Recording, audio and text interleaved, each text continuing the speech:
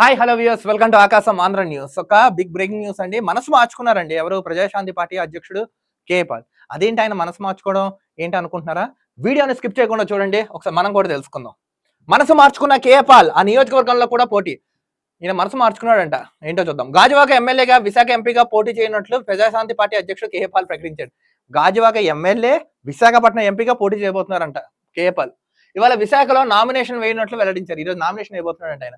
కోడికత్తి drama లాంటిదే గులకరాలు దాడని, అధికార ప్రతిపక్షాల నాటకాలు ఆడుతున్నాయని ఆయన మండిపడ్డారు. ఇది కోడికత్త లాంటి సీను డ్రామా అని ప్రతిపక్షాల మీద ఈయన మండిపడ్డారు. ప్రజాశాంతి పార్టీ పాటను కేఏ పాల్ ఆవిష్కరించారు. ఈ పాటను గిఫ్ట్ గా పంపించారా, అలాగే మరికొందరు తనకు ఒక పాట పంపారన్నారు కేఏ పాల్. ఈయనే కేఏ పాల్, ఈయనకు నామినేషన్ వేశాడంట. ప్రజాశాంతి పార్టీ అధ్యక్షుడు కేఏ పాల్ కీలక నిర్ణయం తీసుకున్నారు. విశాఖ నుంచి ఎంపీగా, గాజువాక నియోజకవర్గం నుంచి ఎమ్మెల్యేగా పోటీ చేసేందుకు ఇవాళ నామినేషన్ వేయనట్లు తెలిపారు. విశాఖపట్నం నుంచి ఎంపీగా, గాజువాక నుంచి ఎమ్మెల్యేగా ఈ రోజు పోటీ చేయబోతున్నారు. సో ఇందులో భాగంగా ఈ రోజు నామినేషన్ ప్రక్రియ స్టార్ట్ అయింది కదా, ఈ నెల 25వ తారీఖు వరకు. అందులో భాగంగా ఈ రోజు నామినేషన్ వేసేందుకు వెళ్లారంట. ఆంధ్రప్రదేశ్ లో త్వరలో జరగనున్న ఎన్నికల్లో ప్రజాశాంతి పార్టీని గెలిపించాలని కేఏ పాల్ కోరారు. ప్రజాశాంతి పార్టీని గెలిపించాలని కేఏ పాల్ కోరారు. సభలో రాళ్లు వేసుకోవడం, కోడికత్తి లాంటి డ్రామాలతో ఓట్లు వస్తాయని వైసీపీ నాయకులు భావిస్తున్నారని తెలిపారు. ఇలాంటి పార్టీలకు వచ్చే ఎన్నికల్లో ప్రజలు బుద్ధి చెప్పాలని పిలుపునిచ్చారు. చివరికి కేఏ పాల్ కూడా చెప్తున్నారు, ఇలాంటి రాళ్ళు ఇచ్చుకోవడం, గురకరా ఇచ్చుకోవడం, కోడికత్తికి ఇచ్చుకోవడం, వీటి వల్ల సానుభూతం వస్తుందేమో కానీ ఓట్లు పడవని ఆయన ఒక స్థాయిలో, తీవ్ర స్థాయిలో మండిపడ్డారు. ఎవరు? కేఏ పాల్ గారు. విశాఖ స్టీల్ ప్లాంట్ ప్రైవేటీకరణకు వ్యతిరేకంగా కోర్టు ఉత్తర్వులు తీసుకొచ్చానని, తాను పార్లమెంట్ సభ్యునిగా గెలిస్తే స్టీల్ ప్లాంట్ ప్రైవేటీకరణ ఆపడానికి తీవ్రంగా ప్రయత్నిస్తామని తెలిపారు. ఈయన కానీ ఎంపీగా గెలిపిస్తే ఇప్పుడు ప్రైవేటైజేషన్ అవుతుంది కదా విశాఖ స్టీల్, దాన్ని ఆపే ప్రయత్నం నేను చేస్తానని ఆయన తెలిపారు. గాజువాక నుంచి ఎమ్మెల్యేగా ఎన్నికైన ఆంధ్రప్రదేశ్ రాష్ట్ర సమస్యలను పరిష్కరిస్తామని తెలిపారు. ఒక్కసారి ఇంక అవకాశం ఇస్తే బాగుంటుందని నిజంగా చేసినా చేస్తాడు ఈ మహానుభావుడు. తమ పార్టీ టికెట్ల కోసం 3000 మంది దరఖాస్తు చేసుకున్నారని, 3000 మంది దరఖాస్తు చేసుకున్నారంటే ఈయన పార్టీ కోసం. అందులో అర్హులైన అభ్యర్థులను ఎంపిక చేసి రాష్ట్రంలోని వివిధ అసెంబ్లీ నియోజకవర్గాల్లో బరిలోకి దించుతామని తెలిపారు. అంతకుముందు ఆయన ఎన్నికల ప్రచారం పాటను కూడా విడుదల చేశారు. ఎన్నికలకు సంబంధించిన పాటను కూడా విడుదల చేశారంటండి ఈయన. ఇక ఆంధ్రలో 30 మంది ఎమ్మెల్యేలు గెలిపిస్తే తాను సీఎం అవుతానని తెలిపారు. విశాఖను వాషింగ్టన్ డీసీగా, ఆంధ్రను అమెరికన్ చేసే సత్తా తనకుందని చెప్పుకొచ్చారు.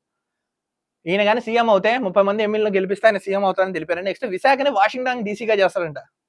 నెక్స్ట్ ఆంధ్రాని అమెరికా చేస్తాడంట. ఇలా కేసీఆర్ గతంలో కూడా చెప్పాడు, డల్లాస్ అయిపోయింది, పాత బస్తీని ఇస్తాంబుల్లో, కరీంనగర్ ని డల్లాస్ ఏవో చెప్పుకుంటూ వచ్చాడు పాపం. 3 నెలల్లో అభివృద్ధి చేసి చూపిస్తానని తెలిపారు. తను గెలిపిస్తే ప్రజలే షాక్ అవుతారన్నారు. అంత అభివృద్ధి చేస్తానన్నారు. చీకటి కావాలంటే, ప్రతిపక్షాల్లో వెలుగు కావాలంటే తనను గెలిపించాలని, తెలివైన ఓట్లు తను గెలిపిస్తానని తెలిపారు. మీకు చీకటి కావాలో వెలుగు కావాలో అని అభ్యర్థులను కోరారు. సో తెలివైన వాళ్ళు దీనికి రెస్పాన్స్ ఇస్తారని తెలిపారు. తనకు చంపాలని చూస్తున్నారని, తనకు నరకం చూపిస్తుందని తెలిపారు. తను చంపాలని, ఆయన ఇబ్బంది పెడుతున్నారని, నరకం చూపిస్తున్నారని ఆయన బాధపడుతున్నారని. ప్రధాని నరేంద్ర మోడీని ఎదిరించి సత్తా తనకు తప్ప ఎవరికి లేదన్నారు. మోడీ బానిసలతో యుద్ధం చేస్తున్నారు. మళ్ళీ మోడీ వస్తే మణిపూర్ లాంటి ఘటనలు జరుగుతాయని తెలిపారు కేఏ పాల్. మళ్ళీ మోడీ వస్తే మణిపూర్లో జరిగిన ఇన్సిడెంట్సే జరుగుతాయి అక్కడ దేశంలో అని తెలిపారు. ఈయన గనక 30 మందిని గెలిపిస్తే వాషింగ్టన్ డీసీని చేస్తాడంట, విశాఖపట్నాన్ని, ఆంధ్రాని అమెరికా చేస్తాడంట, 30 మంది గెలిపిస్తే సీఎం అయిపోతాడంట. ఏంటో ఈయన ఎందుకే కేఏ పాల్ గారు ఇలా అయిపోయారు, మీరు నాకు అర్థం కాదు. ఎక్కడ మీరు ఉభయ తెలుగు రాష్ట్రాలు చూడనట్టు, తెలంగాణ, ఆంధ్ర అయినా, లోక్సభ అయినా, అసెంబ్లీ అయినా, ప్రతి చోట ఈయన ఉంటాడు. గెలిపించడానికో, ఓడగొట్టడానికో, లేకపోతే నవ్వులు పాలవడానికి ఇప్పటికీ అర్థం కాదు.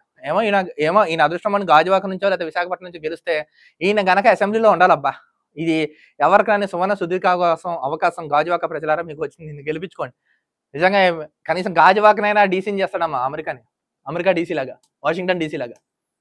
సో ఈయన మనసు మార్చేసుకున్నాడంట. పాటను కూడా రిలీజ్ చేశాడు దీనికి సంబంధించి.